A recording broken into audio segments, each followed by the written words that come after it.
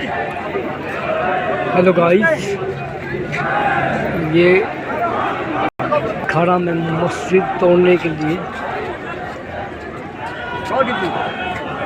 Public भड़की हुई है।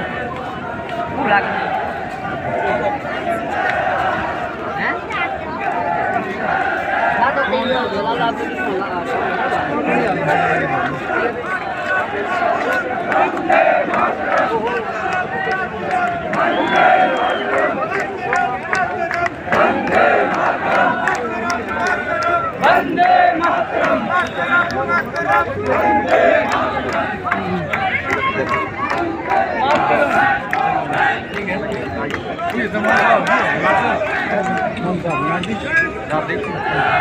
दुई मातृशक्ती वेळ असेल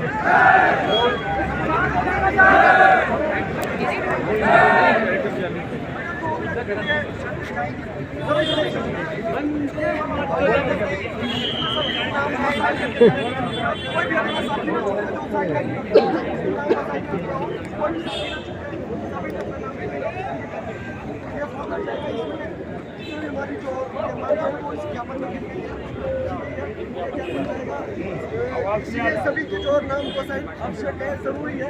कोई भी हमारे साथ है, दो कॉपी आएंगी, दो कॉपी एक में साइन करना, अलग अलग साइन करना। एक कॉपी में एक आदमी, दूसरी कॉपी में दूसरे लोग करेंगे। सबको कागज दे दो, ठीक है? एक बार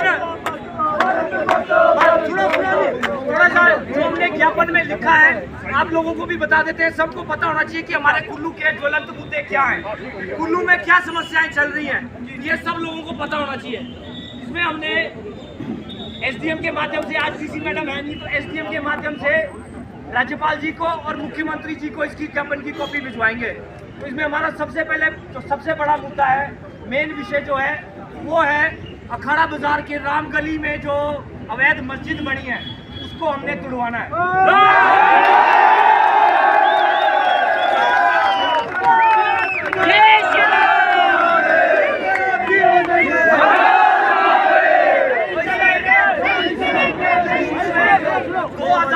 2017 से देवभूमि जागरण मंच इसकी लड़ाई लड़ रहा है।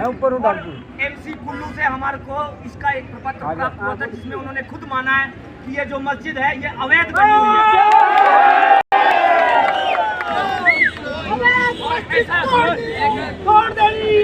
सूत्रों से ये भी जानकारी मिली है ये जो जगह है ये खादी बोर्ड की जगह है, ये जगह भी इनके पास नहीं है, जगह भी खादी बोर्ड की और ऊपर से मैप भी नहीं पास किया और है भी अवैध बना हुआ था। ये जरूर तोड़ना पड़ेगा।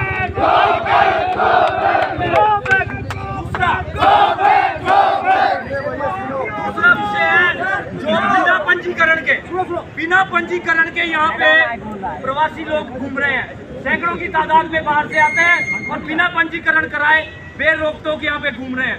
तो इनकी कोई पूछ मांग नहीं है। अगर पूछते होते तो गड़सा वाला गौ हत्या का कांड नहीं होता।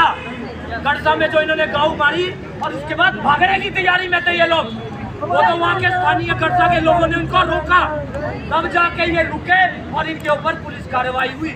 मगर बड़े शर्म की बात है कि इसमें भी इनकी बेल दे दी गई और कुछ लोगों द्वारा इनके लिए एक ऐसा वातावरण बनाया जा रहा है कि हिंदू और ये लोग विधर्मी लोग भाई भाई, कोई भाई भाई नहीं, ये तो हम लोगों को काटने को लगे हैं। इनकी यही मंशा है कि जो हम करेंगे उससे उल्टा करना है। क्यों करना है उल्टा? सही सही चलो, शांति से चलो, कोई समस्या नहीं आएगी। भारत में जो लोग, जो जिस धर्म के लोग अपने देश में भी नहीं है ना, वो धर्म के लोग भारत में, पारसी लोग पूरी दुनिया में 2% है, फिर भी मगर भारत में है, भारत में रह रहे हैं, शांति से रह रहे हैं और बड़े बड़े बिजनेस संभाल रहे हैं। टाटा है, गुना वाला है, जो कोविड के इंजेक्शन बनाए, आराम से काम कर रहे हैं और शांति से रह भी पा रहे हैं क्योंकि वो हमारे को नहीं छेड़ रहे, हमारी संस्कृति के साथ खिलवाड़ नहीं कर रहे। हमारी संस्कृति के साथ या हमारी कल्चरल वैल्यूज के साथ जो खिलवाड़ करेगा उसको हम छोड़ेंगे नहीं। यहाँ पे शांति से चलो, फिर ठीक है।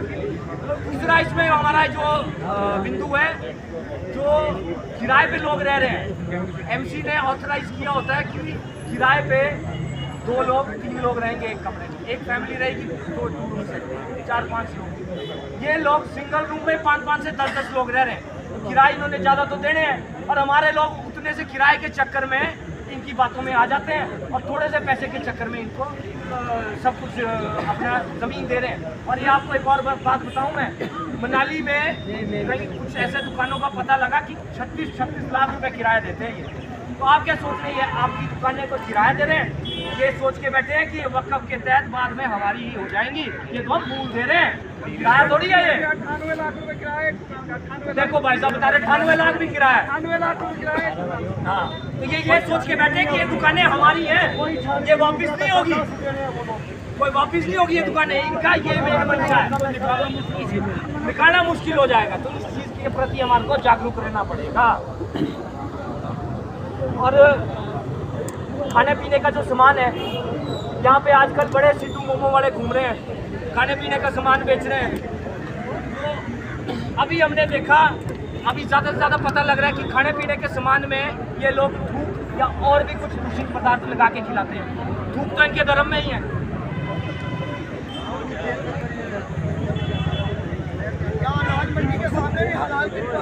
हाँ वो ठीक है, मगर हमारे धर्म में झूठा खाना नहीं है, झूठा खाना नहीं हमारे धर्म में। इनके उसमें झूठा खाना खिलाना है, ये अपने शायद हो सकता है घर वालों को भी ऐसे खिलाते हो, मगर हम नहीं खाएंगे ये। तो इसके प्रति जागरूक हो जाओ और पता करके खाओ कि कहाँ खा रहे हो। और सरकार से ये भी मांग रहेगी कि जो जिसकी भी दुकान है वो अपना प्रोपराइटर का वो लगाए, वहाँ पे नाम लिखे, ताकि सारी चीज़ें साफ हो। जिसने जहाँ खाना वो अपने हिसाब से खाए, हम क्यों झूठा खाएं। देवी देवताओं का प्रदेश है हमारा भारत जो है देश, देवी देवताओं ऋषि मुनियों का देश है। तो यहाँ पे सूच झूठ का तो हम बहुत ध्यान रखते हैं। तो इस चीज़ का ध्यान आप लोग भी रखें। कई बार मंदिर के बाहर बैठ के वीडियोज आती हैं कि फूल की माला है, उसके ऊपर कुरला करके दे रहे हैं, तो उल्टा आप लोगों को पाप लगेगा अगर वैसी माला आप चढ़ाएंगे देवताओं के ऊपर। जो व्रत अनुष्ठान होते हैं ना, ये साइंस है सारी।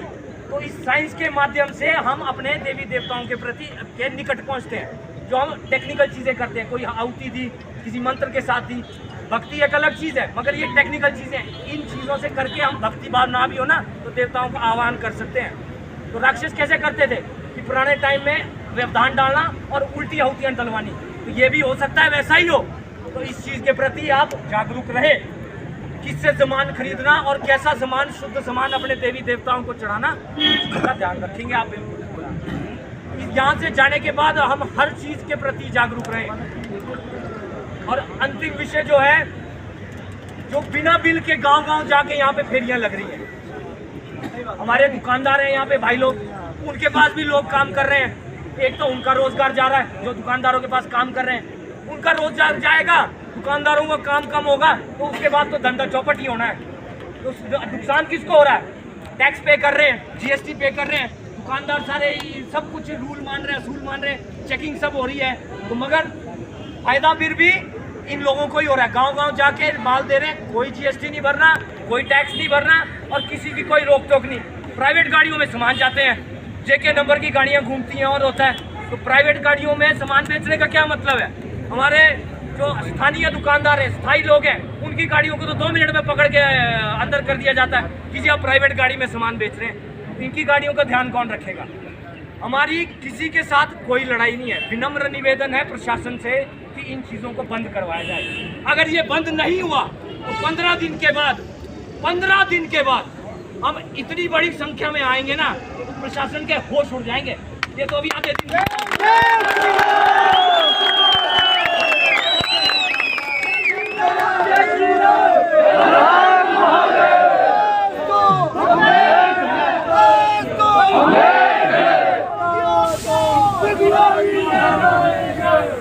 आप भी जैसे अब इनके, चलो वो चीज़ें अभी मैं नहीं बताऊंगा, कई बार कानून के बात भी होती है, तो हम ऐसा अभी उतना कोई ना करें। मगर 30 सितंबर को अभी हम ज्ञापन दे रहे हैं, जो जो हमारी मांगे हैं सरकार उन पे बैठ के चिंतन करे और जल्द से जल्द इन मांगों पे एक्शन ले, तो हम शांत हो जाएंगे और हिमाचल में फिर से शांति बनी रहेगी। अशांति का कारण हम नहीं है। क्या रहा अशांति का कारण? जो अवैध चीज़ें बनी हुई हैं, जो अवैध लोग आ रहे हैं और स्थायी लोगों के सिर पे रॉड मार के 16-16 17-17 टंके लगवा दे रहे हैं। लड़ाई का कारण, अशांति का कारण वो लोग हैं। हम तो कितने समय से रह रहे हैं यहाँ, हमने कोई शांति थोड़ी की। और पुराने टाइम से कभी आपने सुना, या तो होता था कि ये देवता की ज़मीन है या सरकारी ज़मीन है, ये वक्फ की ज़मीन है, कब से आनी शुरू? ये क्या नया सिस्टम चल पड़ा कि वक्फ की ज़मीनें, जो लोग यहाँ के है ही नहीं, उनकी ज़मीनें कहाँ से आ रही हैं यहाँ पे? तो इस चीज़ का भी हम सब ध्यान रखें, ठीक है जी। तो 30 सितंबर आप लोगों ने भी चितन रहना और आसपास की जनता को भी चितन करना। आप लोगों को जैसे ही कॉल आए तो इस चीज़ के लिए एकत्रित हो जाना। एक कई बार होता है कि आपको पर्सनल फ़ोन करके कोई नहीं बुला पा रहा है, तो उस चीज़ के बारे में सोचना नहीं कि पर्सनल चंदा लगेगा। ये किसी का पर्सनल काम नहीं है जी, ये पूरे समाज का काम है। अगर इस चीज़ों पे हम अभी नहीं चेते तो हो सकता है आने वाली पुश्तें हमारी गाड़ी देंगी हमारे को, ये ना कैसे थे हमारे पूर्वज, हमारे लिए ऐसा नर्क जैसा माहौल तैयार करके गए। या तो हम बदल जाएं या फिर दब के चुपचाप सब कुछ सहते रहे। तो इन चीज़ों को अगर ठीक करना है तो अभी सभी हिंदू को इकट्ठा होना पड़ेगा, सभी सनातनियों को इकट्ठा होना पड़ेगा। इस चीज़ का बिल्कुल ध्यान रखें।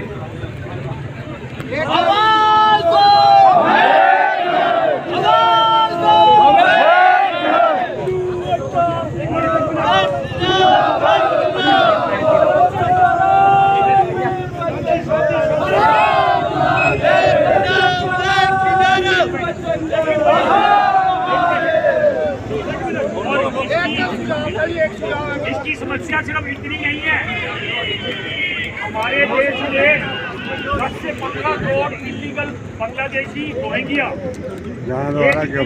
मुसलमानों की जितनी मस्जिदें हैं, ये इन इलीगल जितने भी लोग आते हैं उनको अपनी मस्जिद में पनाह देते हैं। उनके वहाँ पे इनके कागज पत्र बनते हैं, इनके आधार बनते हैं, इनके सब कागज बनते हैं और इनको फिर हमारे अलग अलग जगहों में भेजा जाता है। आप 15 साल पहले देखिए, देहरादून में सिर्फ 4% मुसलमान आबादी थी, आज की डेट में 40% मुसलमान आबादी है। हमारे यहाँ पे जितने ये मुसलमान आते हैं, हम सबका फर्ज बनता है कि उनके कागज चेक करें, इनके जाली कागज बन के आते हैं।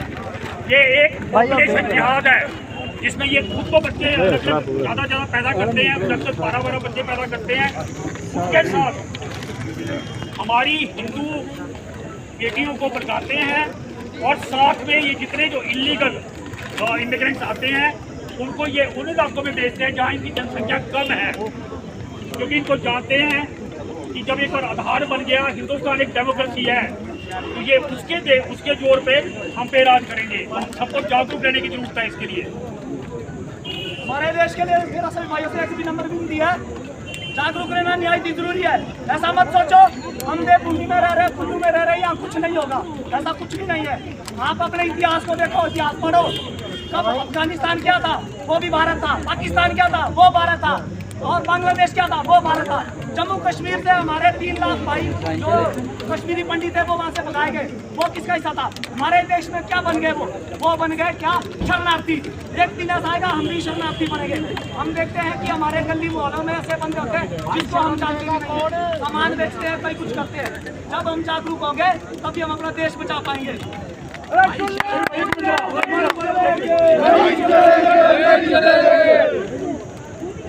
हमारे वार्ड नंबर 1 रामशिला में मंगला गौरी प्रिंसिपल है, उसने स्टूडेंट मीटिंग जो है मुसलमानों की हुई थी।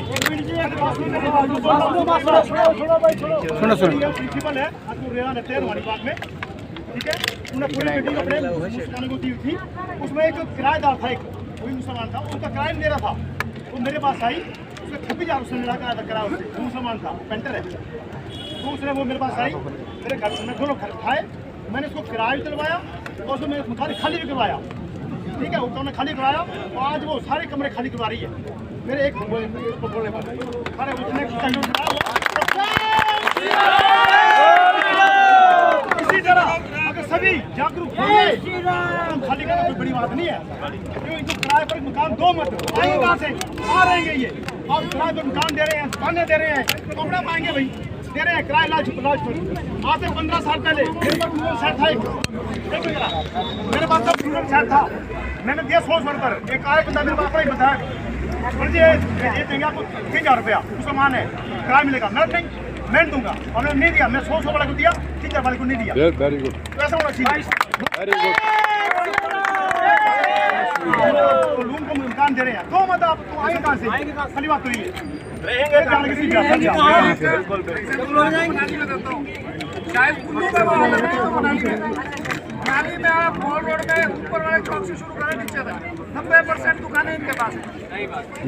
हमारे एक रिश्तेदार है, उनकी दुकान थी। जब वो आए, सिर्फ किराए विराए की बात हुई, उन्होंने देखा मैं साल में 10 लाख रुपए कमाता हूँ, लेकिन उस साल में किराया 40 लाख रुपए दिया। अगले बंदे ने बोला मेरे को 10 से बचता है, 30 लाख मेरे को फालतू आ रहा है। पड़ेगा अनऑथराइज्ड में मैं आपको बात बताता हूँ। अनऑथराइज्ड में शायद ही बना ली कुल्लू में, किसी ने सुना होगा अनऑथराइज्ड एक ही बिल्डिंग, ये पूरे कुल्लू बना ली, वो है मेरी बिल्डिंग। पूरे कुल्लू मनाली में 2021 में 2011 में एक ही बिल्डिंग खुली है। जबकि राजीव शर्मा जी थे, मंडी में डिमोलिशन हुई थी, और मनाली में सिर्फ मेरी बिल्डिंग की डिमोलिशन। अब वहाँ पे क्या है, एक मस्जिद चलती है, अनऑथराइज्ड बोल सकते हो, किसी के घर पे उस व्यक्ति को जब बोला जाता है कि आपने मस्जिद की जगह क्यों दी है, वो कहता है मेरे को किराया मिल रहा है इसका 5 लाख रुपए। आप 5 लाख रुपए किराया दोगे, सबसे पहले मनाली में जाके दुकानें खाली करवाओ, तब मैं अपना मकान खाली करवाऊंगा। आज परिस्थिति ये है, अब हमको खुद जागना पड़ेगा। अब मैं अनुराग जी से आग्रह करूंगा कि आप सभी के सामने कुछ विषय रखें और धन्यवाद प्रकट करने के बाद फिर हम SDM ऑफिस जाएंगे। सभी ने रुके रहना जी, अभी यहाँ भाइयों मेरे आवाज के दायरे में आने वाली कुल्लू की प्रभु जनता, सबसे पहले मैं आप सभी का धन्यवाद करता हूँ कि आप इतनी बड़ी संख्या में यहाँ पे अपने लिए इकट्ठे हुए। क्या बात है। देखिए, ये इतना गंभीर विषय है कि हमारे हिंदू लोग बहुत सोए हुए हैं, पता नहीं लग रहा कि अपने आसपास क्या चीजें हो रही है। हमारी छोटी छोटी बच्चियों को ये लोग टारगेट कर रहे हैं, माइनर लड़कियों को ये लोग टारगेट कर रहे हैं, 17 साल 18 साल से छोटी लड़कियों को ये टारगेट कर रहे हैं। अभी 4 दिन पहले की घटना है, नाची में एक परिवार है, उनकी लड़की को भेजा गया था पढ़ने के लिए जलंधर। वहाँ को किसी कश्मीरी लड़के के चक्कर में फंस गई, और उसके बाद घर में आके वो टाइम की नमाजी बन गई है। इतना बड़ा षड्यंत्र हो रहा है, और एक लड़की, एक महिला के बदलने से हमारी 2 पीढ़ी खत्म होती है। एक परिवार की 2 पीढ़ी खत्म होती है। इसलिए अपने परिवारों में अपने बच्चों को संस्कार करना की जरूरत है। उनके अंदर संस्कार और हमारे लिए हिंदू प्रकृति उनके अंदर जरूर डाले। ये लोग अपने बच्चों को इतना कदम करते हैं, छोटे से बच्चे बच्चियों को बच्चों को, और हम अपने बच्चों को अगर छोटी सी अपने बच्चों को आने वाले समय ऐसा हो